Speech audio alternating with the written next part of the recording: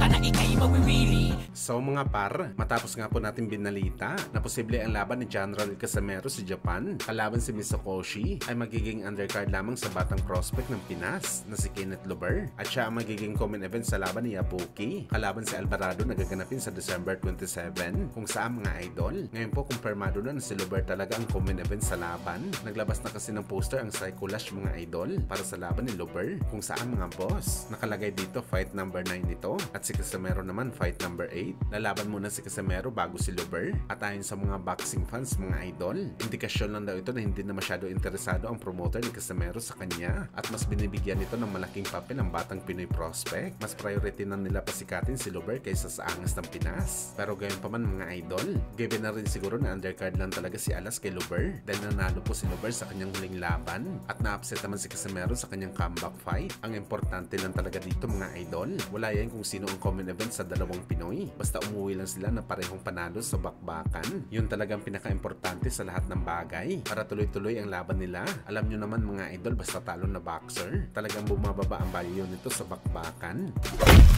Samantala matapos nga po sinabi ni Antonio Margarito na sakaling maglaban daw si Floyd at Manny Pacquiao sa rematch. Malaki daw ang tsansa ni Pacman mga idol na manalo sa laban na to. Unang-una dahil aktibo pa daw si Pacman sa boxing sports. Sabihin man daw natin na palaging nakatraining si Floyd pero iba pa rin daw mga idol kung aktibo ang isang fighter sa pro. Samantala nang tinanong naman si Margarito mga idol sa potensyal na exhibition fight ni Manny Pacquiao kalaban ng kababayan nito na si Juan Manuel Marquez kung saan isa lang naging sagot dito ni Margarito. Hindi na daw lalaban si Marquez kay Pacman. Hindi pinaliwanag ni Margarito mga idol kung bakit niya nasabi ang ganitong bagay. Pero dalawa lang talagang ibig sabihin nito mga idol. Hindi na lalaban si Marquez dahil tapos na ito sa boxing at sobrang tanda na nito para sumabak pa sa bakbakan. O di kaya mga idol, hindi na talaga ito lalaban kay Pacman dahil alam ng Meksikano nagagantihan ito ng Pinoy na malupit sa bakbakan kung saan para sa atin mga idol, ito ang dahilan kung bakit ayaw talaga ni Marquez ng bugbugan sa Pinoy. Nauna na kasi nito na sinabi mga idol na sakaling maglaban man daw sila ni Pacman, ganun pa rin daw mangyayari mga idol.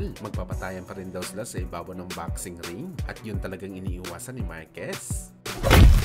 Sa kabilang banda naman mga idol, Junto Nakatani, na-reveal nito ang kanyang plano sa 2026. Ano niya mga idol? Posible daw makadalawang laban lang ito sa 2026. Una, tatapusin daw muna nito si Naoya Inoue at maging undisputed champion sa 122 pounds. Pagkatapos daw nito mga idol, posible daw siya bumalik ng 118 pounds para sibakin naman ang isa sa mga pound for pound boxer na si Bam Rodriguez. Grabe ang tapang talaga nitong si Junto Boy. Walang paligoy-ligoy mga idol. Malalaking isda kaagad ang gusto nito si Bakin sa laban sa 2026. Wala na talaga itong balak gumawa pa ng tune-up fight.